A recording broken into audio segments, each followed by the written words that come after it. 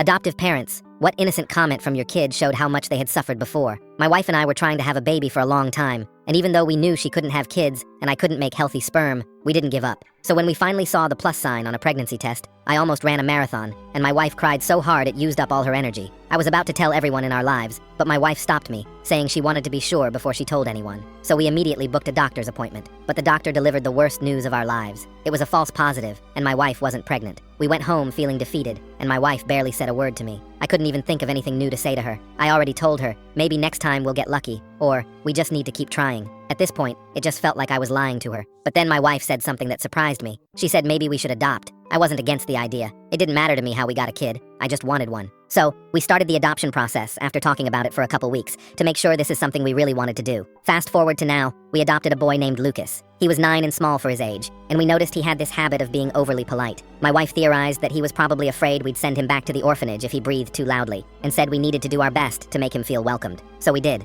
We gave him his own room, went shopping to decorate it, asked him to join us for movie nights, and talked to him about his life. But it seemed like we were falling on deaf ears. Lucas made no effort to try to get to know us. His room didn't reflect an ounce of his personality. He sat far from us on the couch when we watched movies, and he was so quiet sometimes it felt like he wasn't there, and he refused to speak about his life. I really wanted to get through to him and form a good father-son bond. I wanted to be someone he could depend on for anything. So, I dragged him along to run errands with me to spend time with him. Our first errand of the day was grocery shopping. I told him he could pick a few things he liked. I even had to reassure him that it was fine, and I wasn't going to punish him if he grabbed a lot of things. When he ran off, I expected him to bring back candy and chips. Instead, he loaded the cart with tissue boxes. They weren't even the cheap tissues, they were the expensive kind. I asked him why he needed so many tissues, and he shrugged and said they're a quality product. At first, I thought it was just a funny kid thing, but then he said he couldn't carry a lot of tissue boxes and asked me to bring the cart to the aisle instead. I crouched down to his level and gently asked him, "Hey buddy, why so many tissues?" He froze like I had caught him stealing. He shrugged again and said, "Expensive tissues are much better." He said the ingredients in them suck up the moisture from the air, which makes them high quality. Then he mumbled something about them being sweet. That caught me off guard, so I asked what he meant by that. He kept looking away and fidgeting with his hands, as if contemplating on telling me the truth. I reassured him that nothing bad would happen to him. I was just worried about him. He said, "Promise me you won't get mad."